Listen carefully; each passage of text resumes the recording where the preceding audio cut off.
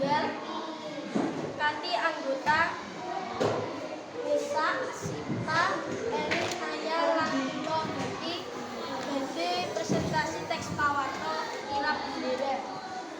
Dina Sabtu tanggal 1 Oktober 2016 ing Kabupaten Pati ana kirab bendera kang dawane 100 meter, ambane 3 meter.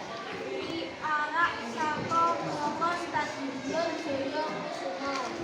Saka jam 1 awan nganti setengah 4 sore ing alun-alun Pati.